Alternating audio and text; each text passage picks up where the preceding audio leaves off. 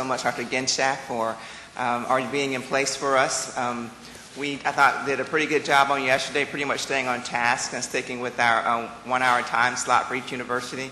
We understand that if we gave you all day, it wouldn't be enough time, so we thank you all for being so kind and kind of sticking to the time limits. Again, I would be reminding you when at least it's time for you to stop with your presentation so we can start with questions from the board. So with that, Judy, if you would, please introduce who you have with you at the table, and if you have any representatives from your student government, if you'd also introduce them as well, because we don't want to go without recognizing them. So please go ahead. Thank you. I'd like to introduce our incoming board chair as of July, John Ramil, and he's the president of TECO Energy. We also have another trustee with us who is our faculty representative and president of the Senate and Board of Trustee, Larry Branch.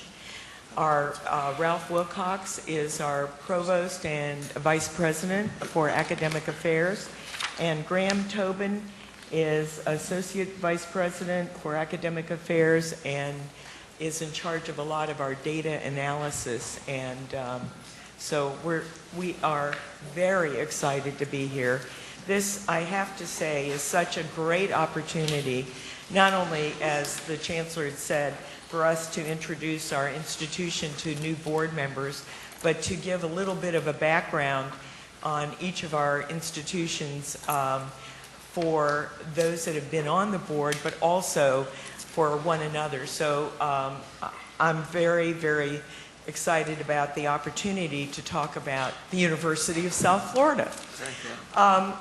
Let me start out with saying that the University of South Florida is a university that is the host university to the Florida Institute of Oceanography. And as many of you know, we had been working for almost 5 years to get a new vessel. We finally got a new vessel about a year ago, and now it has really paid off in dividends in terms of the amount of work that we do.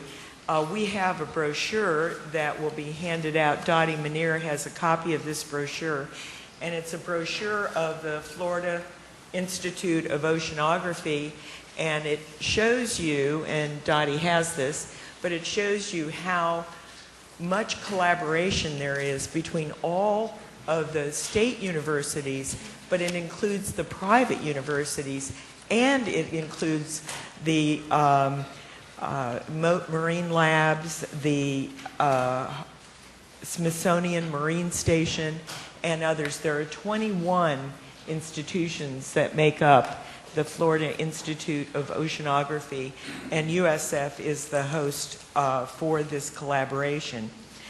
One of the things that I really wanted to stress, people have asked me, what is your biggest problem or what is your biggest challenge as the president of the University of South Florida? And I say to them, other than the budget, which everybody can claim, it's really trying to tell people how much depth and substance there is in this institution. So let me start off by saying that we were founded in 1956. We were the 4th institution, public institution, to have been founded in the state of Florida. You have UF, you have Florida State, and you have Florida A&M. We were the 4th to have been founded, and we were south of Tallahassee and south of Gainesville, the University of South Florida. So those of you that are in Miami may have wondered why we are called the University of South Florida, but that is all about politics and it's all about legislation, and so that's how we did get our name. We have 2 strategic plans that we have followed. Our first strategic plan was 2001 to 2006, which was very successful, and now it's 2007 to 2012. And the goal for the 2007 to 2012 is to be eligible for the American Association of Universities consideration to enter the AAU. And I wanted to tell you a little bit about our profile, and then I'll tell you about AAU and where our goals are. So, as I said, we were founded in 1956. Currently, we are the 9th largest university in the country. We have 47,341 students as of last year, and we are enrolled on 4 campuses. We have 35,834 undergrads, 9,308 graduates, and the rest of our students are non-degree seeking students. We are very proud of our research status. We are in the top, you can't get any higher, the top research category of the Carnegie Commission for the Advancement of Teaching. We talk about 96 research universities that are really key universities in the nation. We have been ranked as 36th among public research universities from federal expenditures, and 43rd among public research universities in terms of our total research expenditures. We have about $380 million that we receive in grants, contracts, and et cetera each year. This year coming up, we are expected to hit somewhere between $380 and $400 million. As you can see from this thermometer, we are the second in the state in terms of the amount of research dollars that we bring in, public or private, in the state of Florida. We are number 2. And if you look at our national counterparts, such as SUNY Buffalo, Michigan State, Rutgers, University of Nebraska, and so on, you will see that our research is higher than theirs. And it's part of our mission. We are a research institution. So when we are hiring our faculty, we hire our faculty with the idea that they will bring in R01s. They're going to do research and scholarship in whatever discipline that they're in, whether they're in music, the arts. We are a research institution. And that's very, very, very important in terms of not only our mission, but in the nature of who we are. We're very proud of the students that we bring in. We have the largest honors college in the state, where our average SAT for our honors college is 1356 in terms of the incoming freshmen from last year. We expect that to even be higher this year. We have Goldwater Scholars, Gilman Scholars, Javits Scholars, Holling Scholars, National Merit Scholars. 94% of our freshmen have bright futures. And again, we expect that to go up next year. We annually award more than 10,000 degrees each year. We have a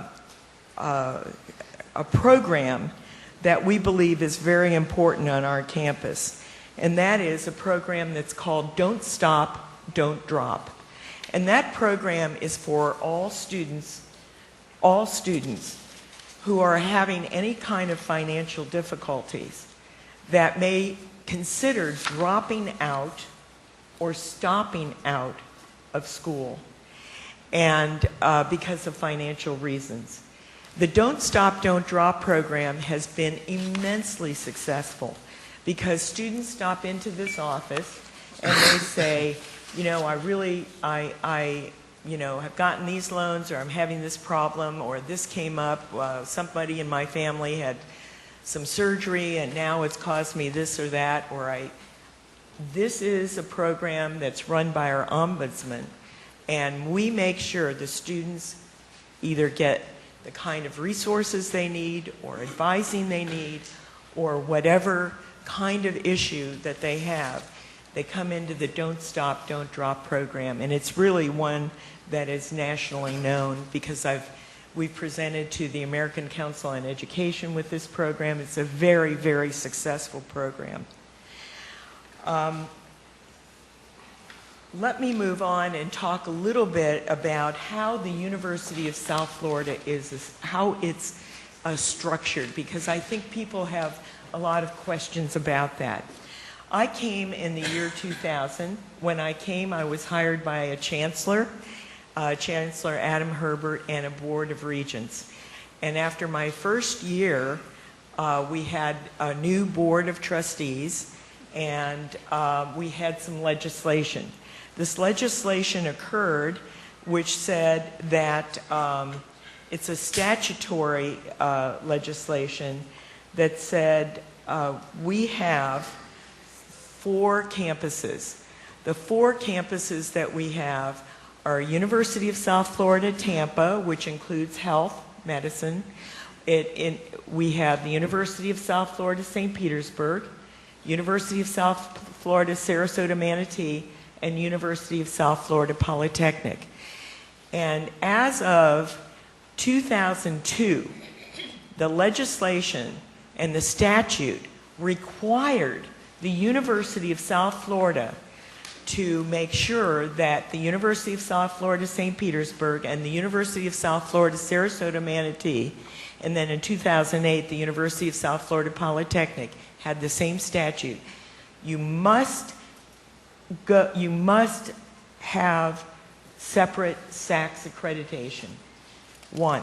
2, you must have fiscal autonomy. In other words, the money that comes in from the legislature goes through our board of trustees and to the constituent institution. 3, while this wasn't part of the statute, this was part of the strategic planning that everyone went through. It really made sense, and I had been saying this from day one. The regional areas must meet the needs of the region. So the differentiated missions are critical to the University of South Florida. Let me give you an example. When you're in Sarasota, Manatee, one of the areas of economic development, one of the areas of education that's so important is hospitality management. It's part of their economic growth. So we set up a hospitality management program that's at University of South Florida, Sarasota, Manatee, and it is not in any of the other campuses. If you go to the University of South Florida, St. Petersburg, you're going to find freshmen, sophomore, juniors, seniors, masters with the most beautiful small campus, small in the sense of it being small compared to 40,000, but it's a 5,000 to 6,000 student campus, larger than many other campuses, but it's a beautiful campus with its own residence halls and its own degree programs, having a lot of feature towards journalism because of the Poynter Institute from the St. Pete Times, as well as our College of Marine Sciences is located next to the USF USF St. Petersburg, so there's a lot of environmental issues that are offered there as well. Then you move to the Polytechnic campus. In 2000, the chancellor gathered a group of people together, including legislators, and they said to me, my first year that I was here, there is land that's 75 miles between Orlando and Tampa, and we have a company that would like to donate 530 acres of land to build a campus in between Tampa and Orlando. And as a result, since 2000, we have been working on the USF Polytechnic campus. Again, that is to meet the needs of the region, of the Polk County region. And if you think of Polytechnic, you can think of food safety, foods and flavors. You can think of distribution. Because in Lakeland, for example, that's the home of Publix grocers. It's got Welldine in terms of pharmacy there. So it is appropriate for the area that it resides in, and it is the first Polytechnic campus in the state of Florida.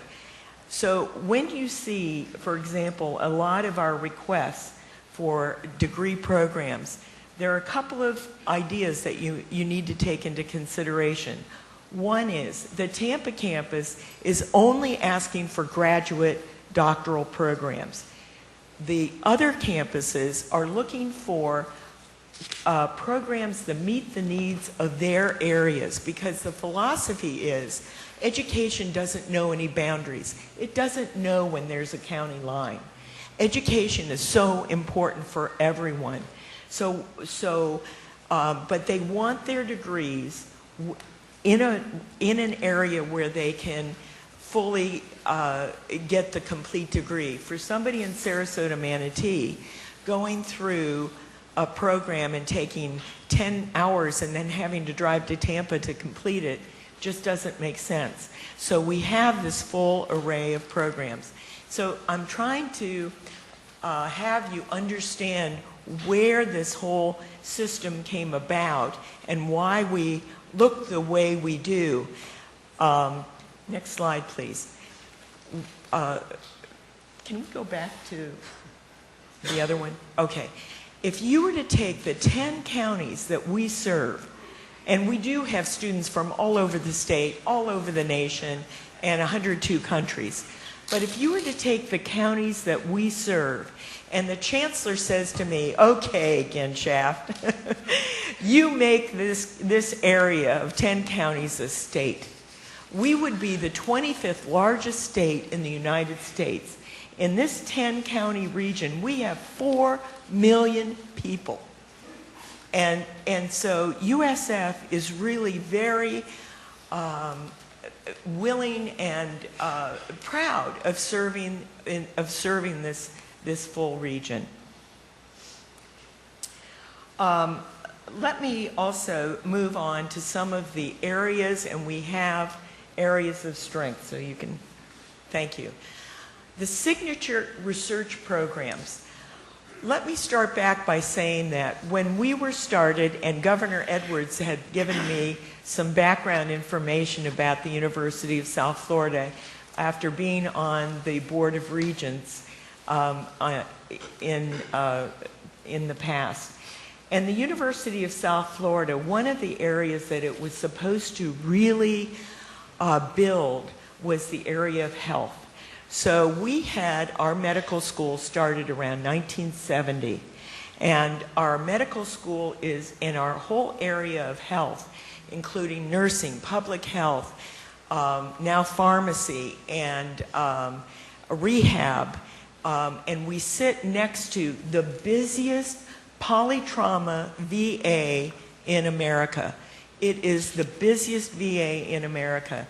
And we have prosthetics and orthotics, and we have so many programs that work with VA. The VA is attached to our university by a bridge. We work very, very hard on veterans reintegration and rehab and mental health and in these areas. Diabetes and autoimmune disorders. We have over $408 million of NIH support. The neurosciences are huge at the University of South Florida. And what's different about the research now, from 10 years ago to today, our research is integrated. So we called together all of the areas across the university, any researchers that have anything to do with the neurosciences, whether you're in education, whether you're in psychology, whether you're in public health, come together. And we have now such a large group of 60 researchers that came together, and they're working together on different ways to write grants and to make a difference for the neurosciences, whether it be in Alzheimer's, Parkinson's, stroke, any kind of brain repair. It's huge. We have also a School of Global Sustainability, which we thank you very much for approving. This is such an incredibly popular, important School of Global Sustainability, and it dovetails right in to the crisis that we're having right now, from the waters to energy to diabetes in terms of any kind of global issues, environmental issues. That is something that we're working on, and we want to make a difference in a global way. I missed something that I wanted to tell you about in terms of the way the system works with each of the campuses. There are some business efficiencies and some economic efficiencies that are very, very critical to the way in which we operate in terms of our 4 campuses. There is one general counsel for all of our 4 campuses.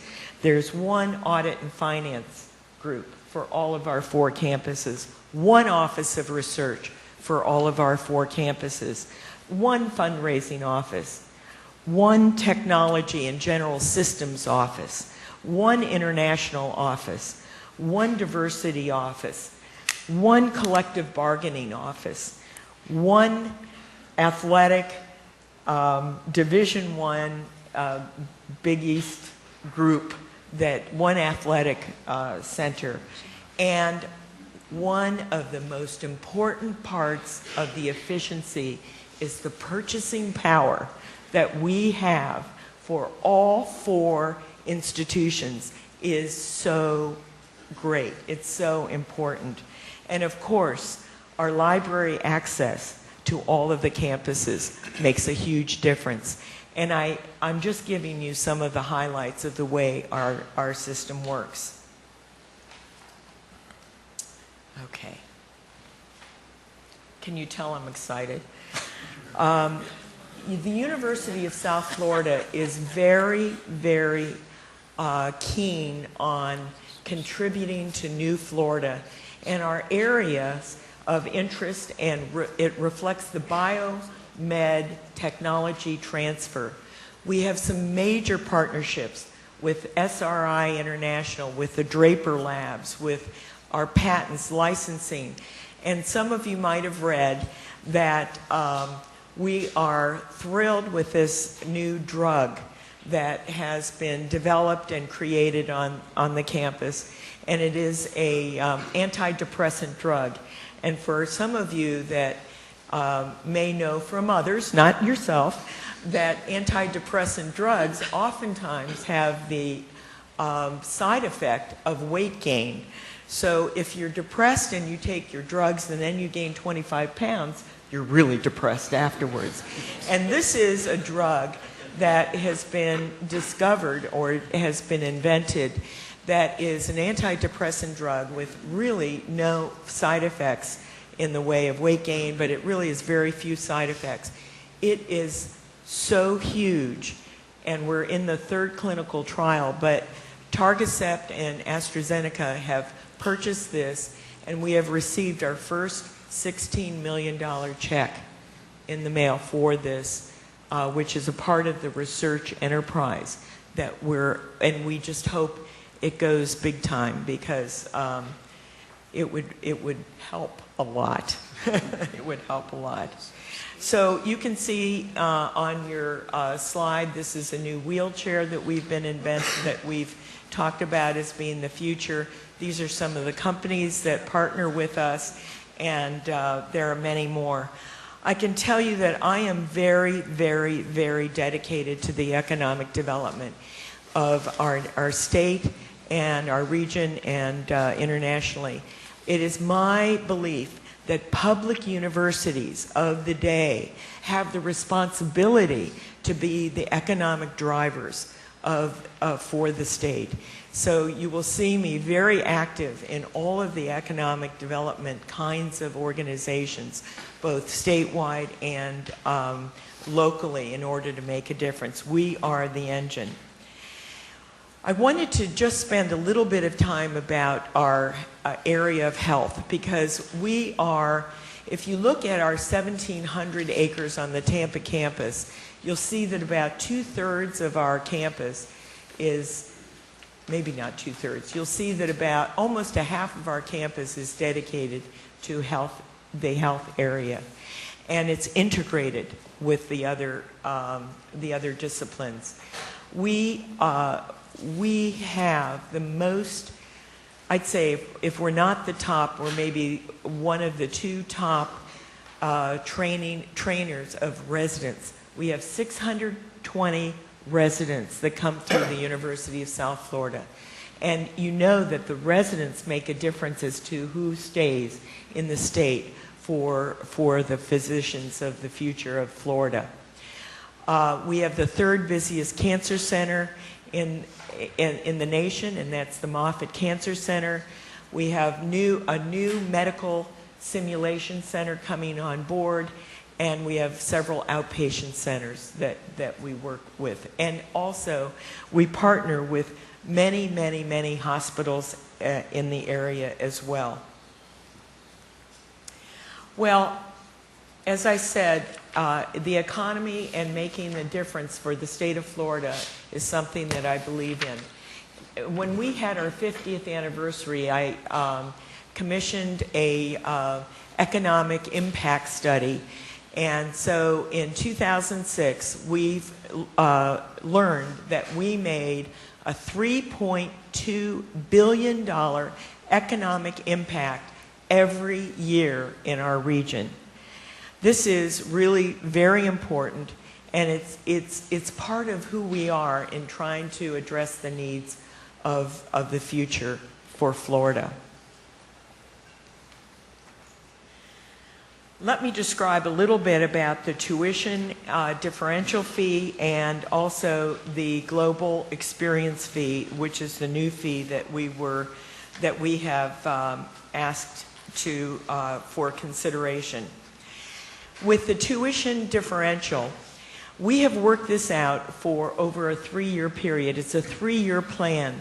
And the 3-year plan and some of the challenges that we have at the University of South Florida is the challenge of student-faculty ratio. You've heard this before. You'll hear it again. It's the student-faculty ratio. And what we are doing with the student differential, or the tuition differential, is we are hiring faculty to work with our undergraduate students. We're hiring advisors to work with our students, and our focus is to graduate our students on time to improve our graduation rates.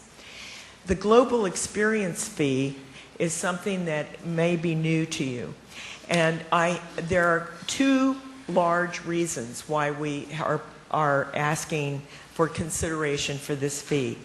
One is that the companies of the state of Florida have actually asked the state university systems about 3 or 4 years ago. They met with several of us and the chancellor at the time, and they said, you know what, we have people that come to our companies in the state of Florida. They were educated in the undergraduate, at the elementary level. They go to high school in the state of Florida. They go to college in the state of Florida, and we have a multinational company. Now, we don't want to go through the education of training our students, our new employees on culture and how to get along with others. We need you to help us make a difference for the students who we're going to hire of the future to have a better knowledge of the global world. And so that was one reason. The second reason is we have a number of students that could not afford to travel abroad. It does not make sense for only a certain financial ability of a student to be able to travel abroad. Traveling abroad, even for 1 week, even for 2 weeks, or even whatever you can do, makes such a difference in the lives of students. The kind of impact that it makes is unbelievable. So the global experience fee would be for students who could not afford to go abroad otherwise. This would be like a scholarship for them to travel abroad. So it is something that other universities around the country do. We're not the first ones that have brought this up, but this is something that we think would be very exciting and important for the education of students and future workers of the state of Florida. And my last slide. As chair of the American Council on Education, I've been very active nationally and now on the NCAA Executive Committee, and there are not very many women on the Executive Committee of the NCAA.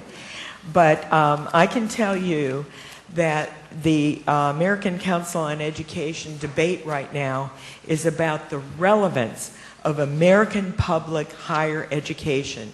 We must be relevant or our taxpayers will abandon us. So what I have right now is something that all of you need to see, because what we're doing in the Gulf right now is so important and so relevant. Our marine scientists, with the help of others from FIO, study food chains, they study loop currents, salt in the water, and it was exactly the right expertise at the right time when the oil spill occurred. So I have brought to you oil from the Gulf.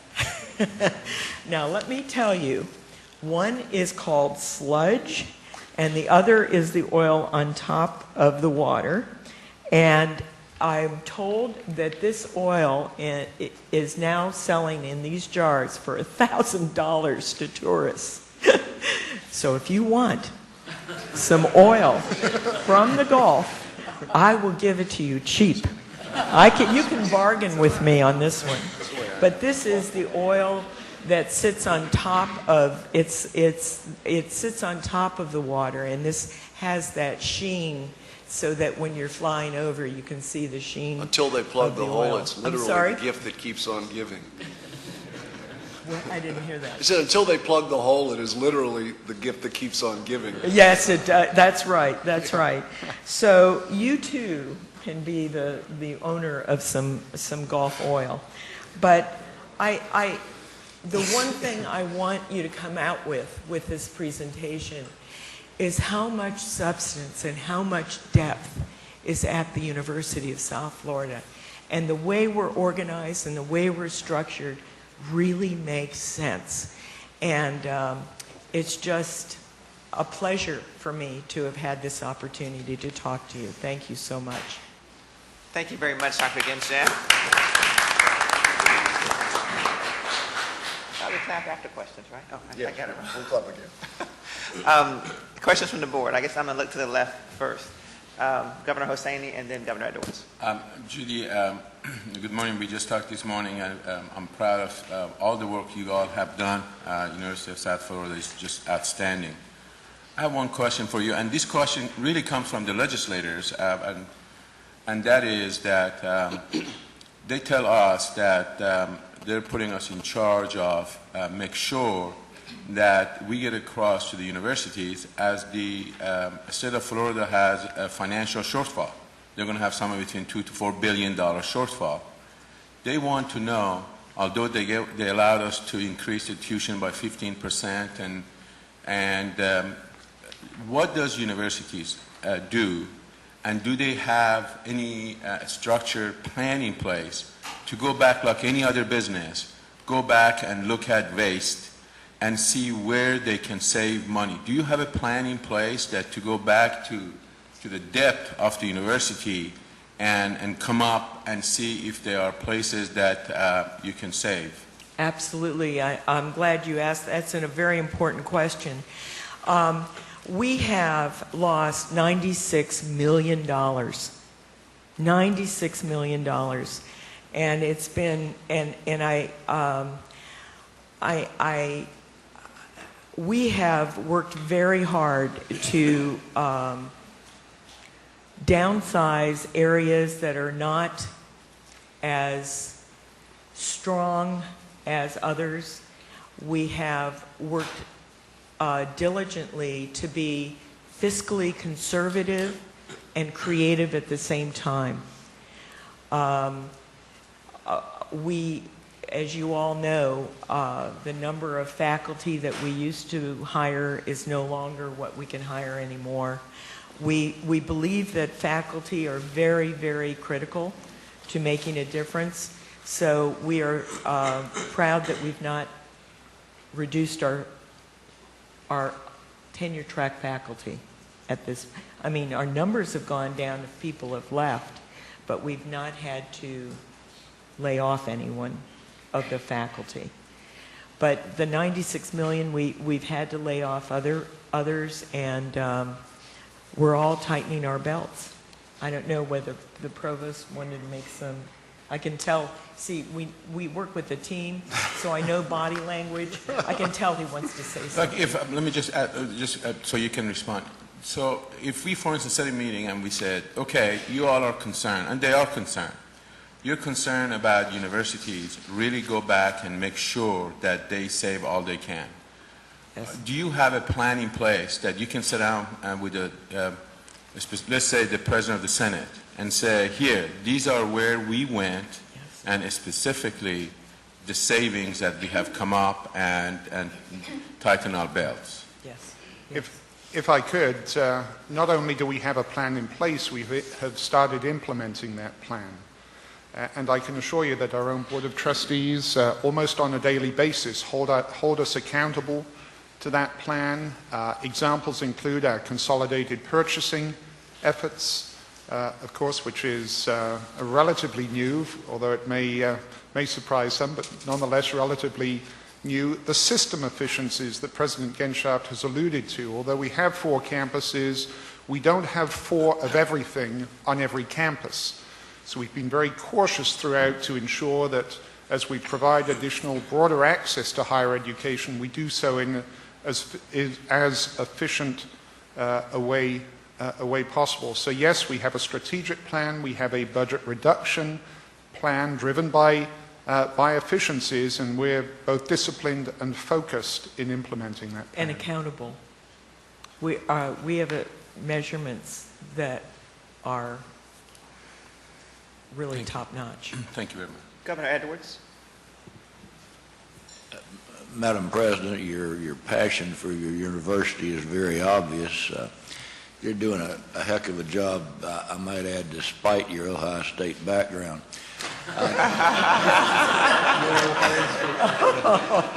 That's I'm a the Wisconsin private grad, joke. though. My in-laws all are from Ohio State. I'm glad that you commented about your 4 satellite facilities. One of the things that our board faces, not necessarily tomorrow, but certainly 5 years, 10 years, 20 years down the road, is obviously the question of access. We know how many students are in the pipeline. We know we've got to grow. And I think one of the questions as part of our planning process that we need to look at is how do we best do that? Do we best do that by new universities, or do we best do that by taking our existing universities, following somewhat your model, and expanding into other areas? You have been very successful with the ones that you have now. Prior to your time, your Fort Myers operation was a disaster. Too far away.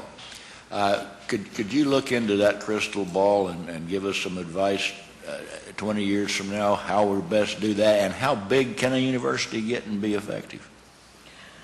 Well, there are various models around the United States. The model that we have is similar to many in Texas, where the University of Texas has 10 different separately accredited campuses.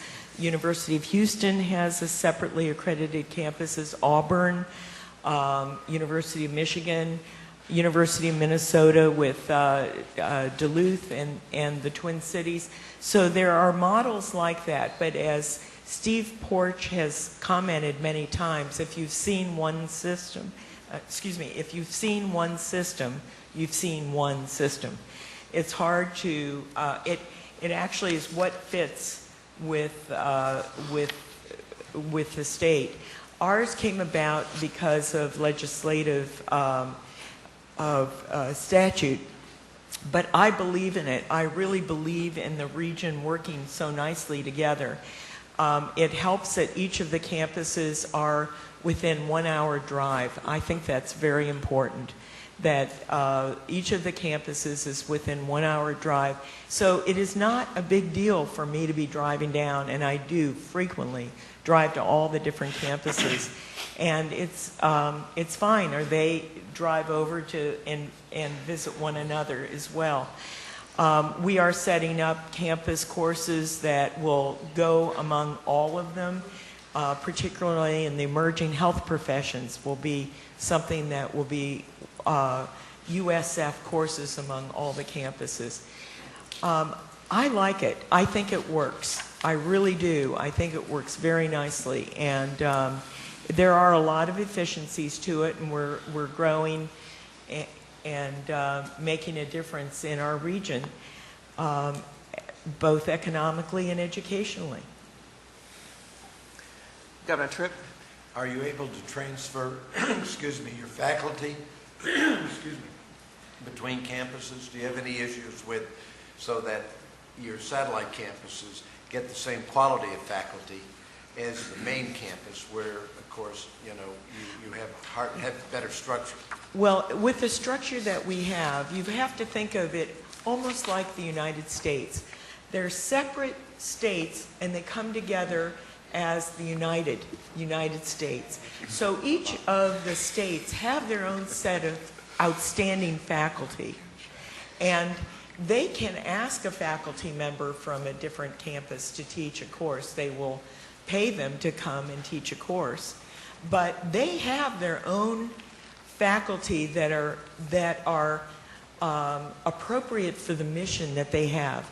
Now, you realize that it is the Board of Governors that said, you will have, the Tampa campus will be your doctoral campus, and the other institutions that are accredited will be the master's level. And that is something that we have followed, because that is something that you have instructed us to do. And it really works out very well. And let me tell you, I believe that the state is changing a great deal with it's not a 2+2 system any longer as it used to be. You know, now out of the 28, and too bad that Governor Smith isn't here, but out of the 28 community colleges, 20 are 4-year. And we know the others are going to go into the 4-year as well. So our campuses now, having a campus in each of these areas, is really very important. It used to be, you know, 2 years and then 2 more years, and it's no longer the case. Governor Colson? Let me follow up on this point. It's something I really never understood about the branch campuses. I'm sorry. Most universities would have one great Jeffersonian scholar, and every 20 years or 30 years that person retires and they hire another Jeffersonian scholar, or a great scholar in Chaucer, or, you know, different areas. So are you saying what you have to do is you're hiring 4 Jeffersonian scholars, you know, for the 4 history departments you have?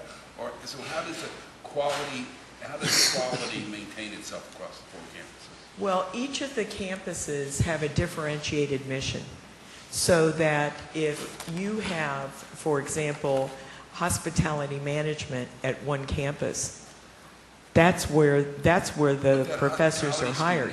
That hospitality student is going to take history classes and English classes, and you're going to offer an arts and science degree in all 4 campuses. How do you maintain the quality of the core courses in all 4 campuses?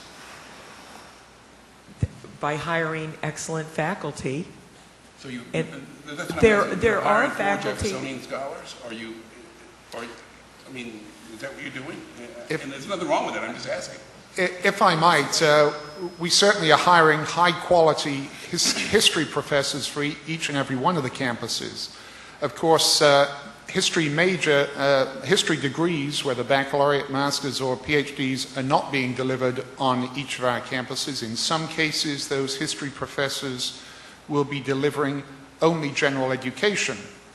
So therefore, the nature of the professor that we hire for a research-intensive campus, where the assignment is going to be quite different than the history professor that we hire on a regional campus, will in large part be determined by the distinctive role that they will be playing on that campus. So again, to follow up, if I may, the Jeffersonian scholar in that case will likely be hired on the Tampa campus. However, there are going to be areas of distinction. There are areas of distinction on each of our campuses that will draw higher ability or high profile. I'm not being critical. I'm just trying to understand it. Right. Yes. So if somebody wants to get a degree in history or a degree in English, a major in English, is their alternative is to come to the Tampa campus, or can you get that degree on all 4 campuses? And if you can, then how do you maintain the quality of those departments on all 4? Do you pay them all? Do you pay all the professors the same? Do you pay those type? I don't really understand that. I mean, I understand you have special emphasis in each campus, but you're also doing a lot of other things other than the things that are those special emphasis.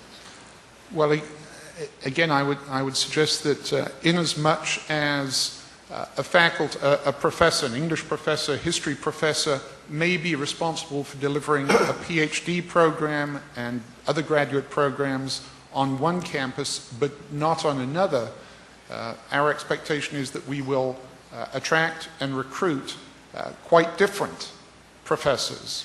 You know, it's not different than a lot of the branch campuses that exist now. If you look at other universities in the state that have branch campuses, they have faculty on site at that campus.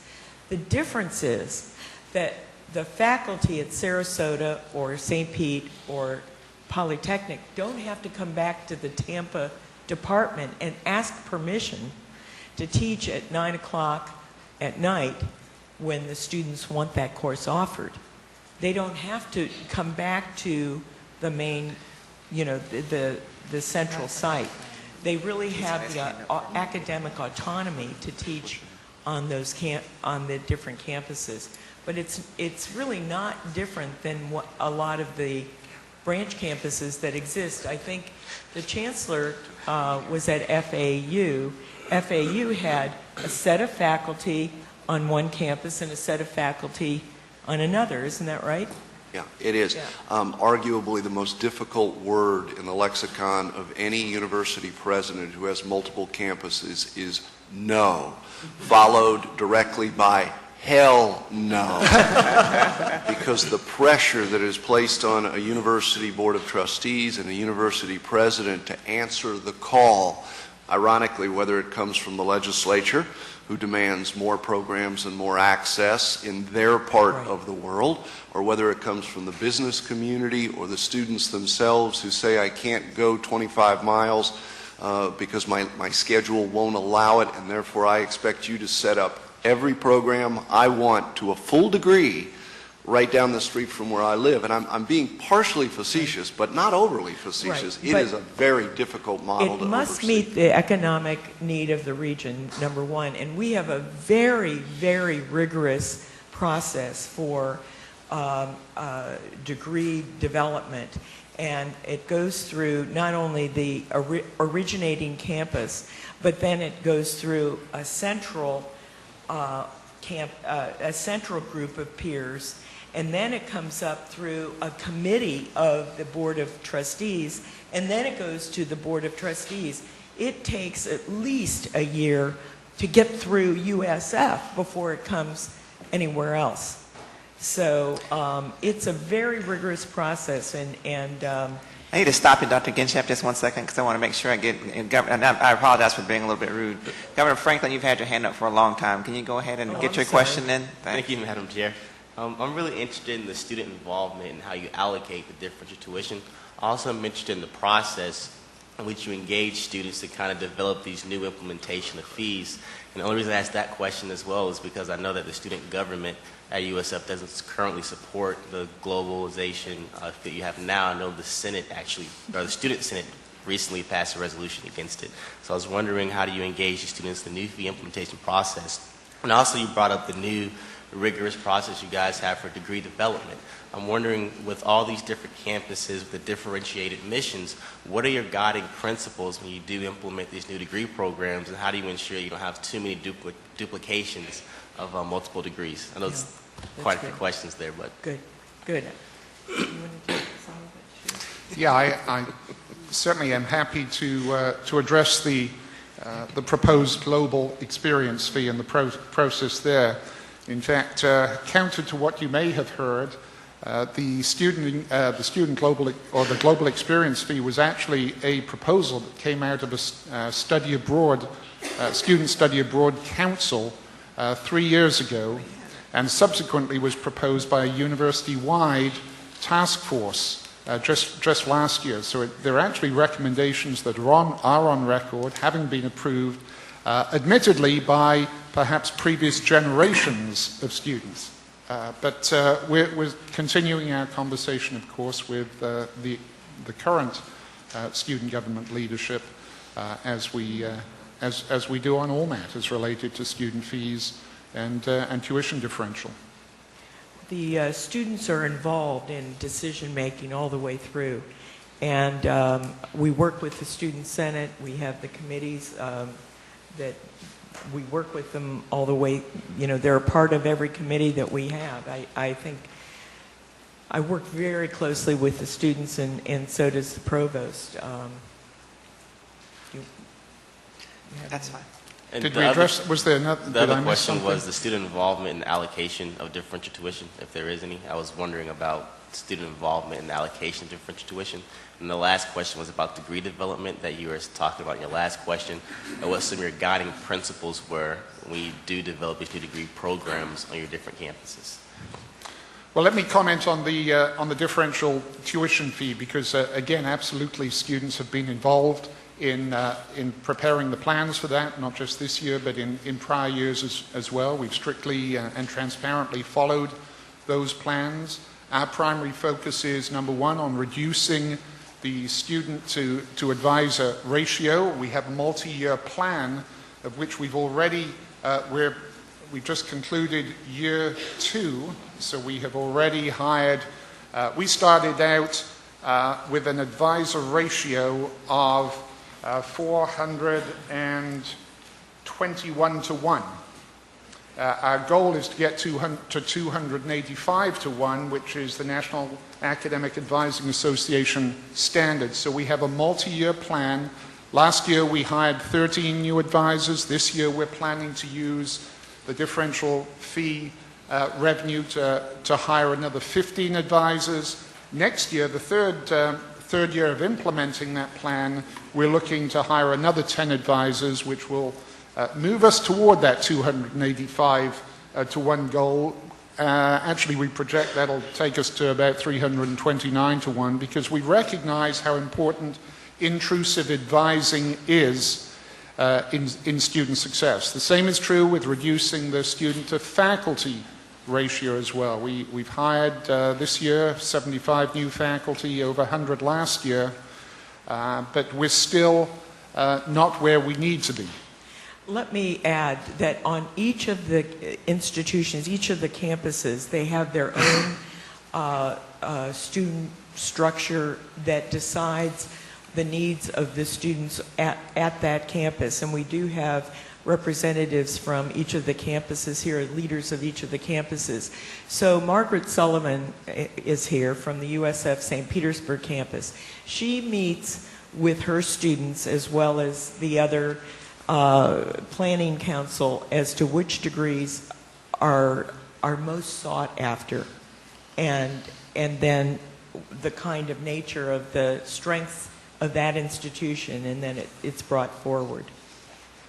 Let me say that our board chair would like to make a comment as well. If you can just hold off 1 second for me, John. Let me get Governor Martin, let me get his question, and it may be we're at a point where we may only be able to get the questions on record, Governor Martin, and so we can allow time for incoming Chair Ramil to make his comments. But I guess if there are any other questions that we have for USF, if you guys would go ahead and put them on the record now, and so we can be aware of their responses and how we're going to plan for the future. So, Governor Martin. 2 questions. First question, just to further understand your 4 locations. If someone is a freshman coming into the system, will they be able to get their 4-year degree at each one of the 4 locations without taking any courses at the other 3 locations? Yes, but it depends on the degree, because each institution has a certain number of degrees. For example, if you want medicine or you want something in undergraduate nursing, you have to go to the Tampa campus because that's the only one there. If you want something in, it depends on what area that you're interested in. But yes, you can get full degree completion at each of the institutions. Great. Okay. And the last question, at the end of the day, what are the top 3, say, areas of emphasis that you would like to see University of South Florida known for? When people talk about University of South Florida, what are the top 3 areas of emphasis do you want? 3 short answers for me. It's our signature programs, global sustainability, anything that deals with environment, marine sciences. It's neurosciences, it's diabetes and discovery, as well as those are the areas. And veterans And reintegration. veterans reintegration. Right. Are there any other questions? Thank you very much for that, President Genshap. Are there any other questions that our members want to get on the record? I just have 3 quick questions that I would like to put on the record. I guess one is that I'm interested in, and this is not for you to answer now because they are down the road, and this the global fee, the fee that you want to charge for the scholarships. I'm interested in the percentage of the students who would actually participate in that, since everybody's going to pay it. I'm interested in, I think you indicated that 95% of your students or 94% of your freshmen are bright futures. I'm interested in whether that holds true for your branch campuses as well, because that seems pretty high for your branch campuses, so I'm interested in that. And the third thing, which I think I'd like for you to answer when we come back by Friday at the Finance Committee, I noticed that there's a huge sliding range in the amount of change between the different branches as far as what the tuition fee increase would do. What the annual cost is to the student at each of the different campuses. And I noticed at USF Tampa, it goes from $621 all the way to USF Polytechnic to $991.20. My concern about that is that it appears that, from what I know, let's say about the USF Polytechnic area, the $991.20 would be tough because that's a very depressed area. So I guess my first question, if you can answer by Friday, is are the numbers that we have on this chart that we have for tuition differential overall observations, I want to make sure these numbers are correct. And I want to know just some assessment about, I guess, the economics of that area versus the amount of money that we're asking those families to pay. And my concern is that is quite a bit of a jump for those regional campuses that I consider to be in somewhat depressed areas. So if you can just be able to respond to that by Friday, I'd appreciate it. Okay. Any other questions you guys want to get on the record at all? Please, thank you so much, incoming Chairman Ramil. We're happy to have you. Please, any comments you'd like to add? Thank you so much, and Madam Chair, Chancellor, and all the members of the board, on behalf of all of my fellow trustees at USF, I want to thank you for all you do and for your dedication to education in our great state of Florida. And thank you for giving us the opportunity at USF to address you today and allowing our leader and, as you know, chief cheerleader, President Genshap, to update you on our university. We'd like to bottle her energy for our company, as you might guess. You know, having been born and raised in Tampa, and I'm actually 1 year older than the University of South Florida, I got to see it, grow up. My wife, my daughter, and myself are all alums, and we're very proud of that, and we're very proud of the university.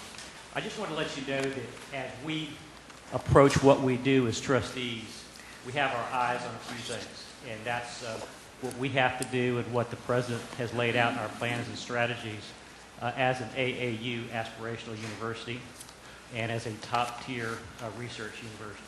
Those are very important to us, that what we do and what the administration, faculty, and students all do are aligned with those goals.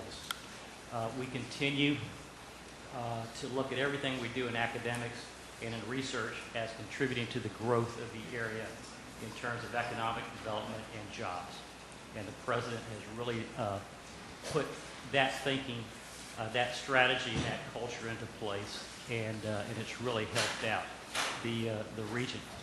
We are committed as we look at policies at the university to run a pay-for-performance university.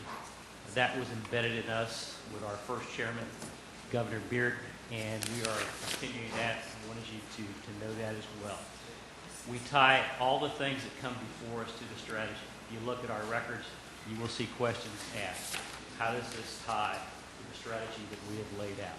And we look for, obviously, affirmative answers to that before we approve things and pass them forward to you. Some of our top priorities for improvement you've heard about: student improvement, student experience improvement, and graduation rates. And that is included in the President's own pay for performance, I can assure you. To improve the student-faculty ratio, as we've talked about this morning. And really, Governor Husseini, to live within our means. And what has happened over the years, our Board of Trustees, we bring perspectives to education, but we also bring perspectives on how to run things. And we now have the university set up so that we are producing cash flow statements, income statements, and balance sheets that are business quality. So we know what has happened, we project what is going to happen, and we minimize the surprises. And in fact, as we've gone through these difficult economic times, we've gotten ahead of the curve. We have anticipated a 3 or 4% cut. We've planned for a 5 or 6% cut. Sometimes we've been criticized for that, but it has been very, very smart and very, very effective to allow us to live within our means. And we will continue to do that, I can assure you.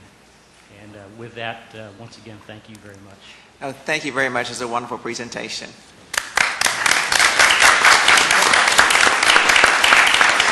I'm going to ask that Florida Gulf Coast will go ahead and come up to the table, please. Madam Chair, if I might, while we're making the transition, I'm sorry, thank you guys, but to all of the... Why don't you just pass it around to us? Hand the oil to the chairman.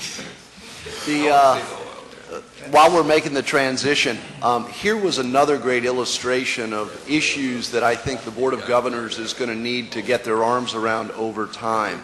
We have we have a number of universities that have multiple campuses, each of them with their own governance structure, their own way of budgeting, their own way of dealing with student needs, and whether that's degrees or support services.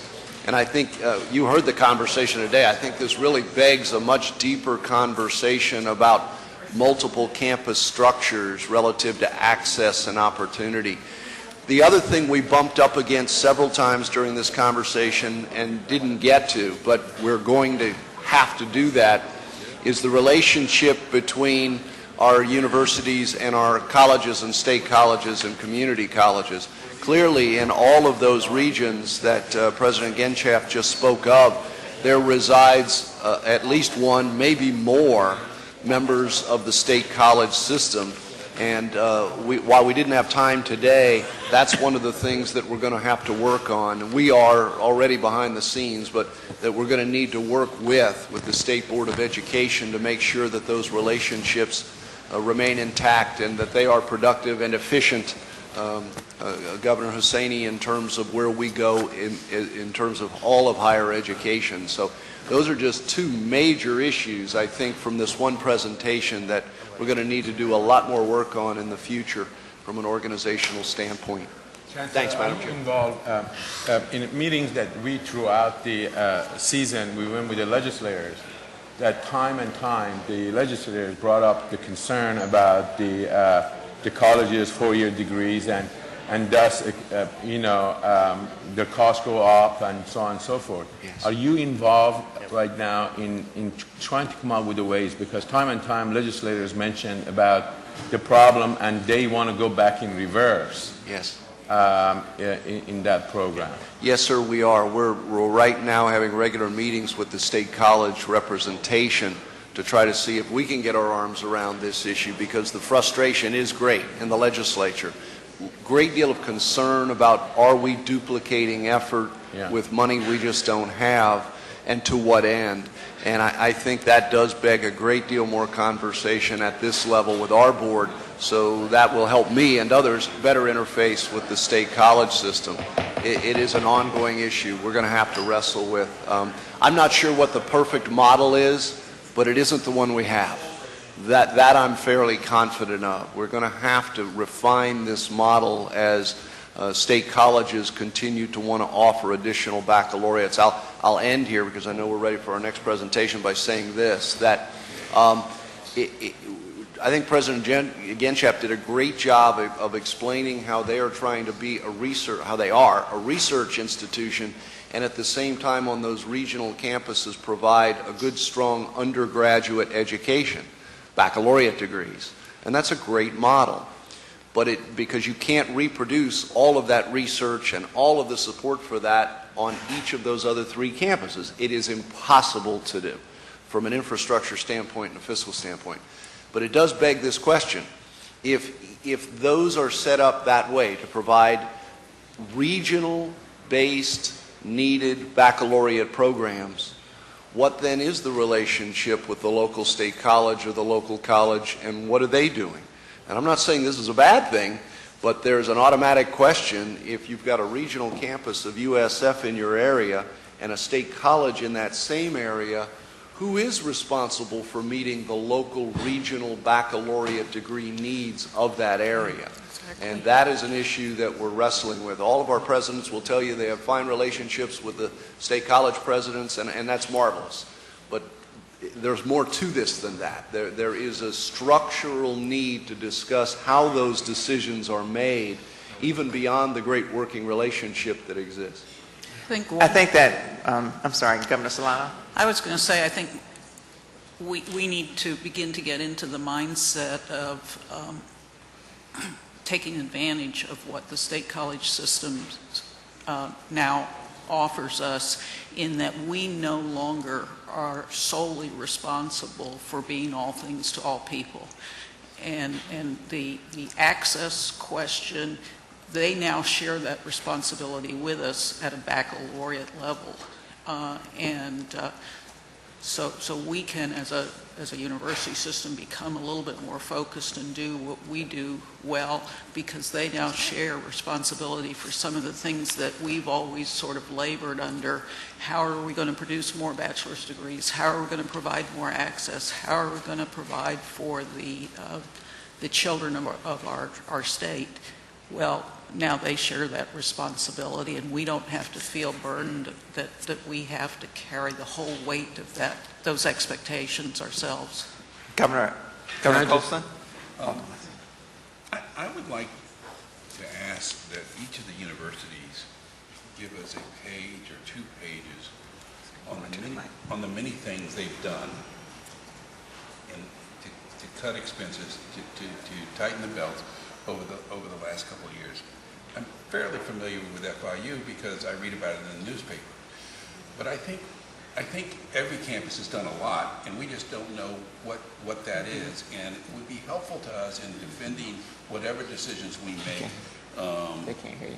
Whatever decisions we make on tuition, would it be helpful to us to be able to say, and we're comfortable with the belt tightening that's happening at our different universities. And Governor, we can produce that for you because the legislature has asked for that same thing. And so, working with Tim, we've accumulated, with the help of the universities, a great inventory of just that, and we can produce it for you very quickly and be happy to. And it is important for you all to know what sorts of things people are doing out there.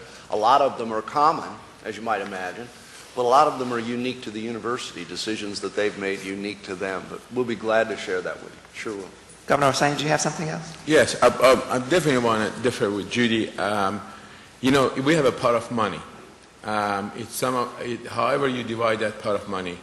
As Dean said, you need a Jeffersonian in an institution. So this person, this professor, that he is a scholar in history. Now, if the college next door goes and offers the same degree, And are they going to hire a Jeffersonian? I think at some point, we need to let the universities do what they do, because they have all what it takes to train this student on a specific degrees. What I'm afraid of, the colleges are getting into 4-year degrees. That means they have to hire more staff. They have to hire then they're going to get into research, and the cost of our kids going to college is going to get higher and higher and higher, and eventually they cannot afford to go to college. And colleges were created to be able to give every kid an opportunity to get into college. I think it's hugely important to be a relation between the universities and between Board of Governors and Board of Education, and try to sift through and who does what, so we don't duplicate our resources. I know one thing, thank you very much, Governor Hosseini. One thing that I'd ask you, Governor Martin, to look into is that one of the most interesting comments that Dr. Genschaft made is that the 2+2 system is just not what it used to be. Particularly, I would think, in the case of USF, where you're going to have a branch campus, like you said, down the street from a state college.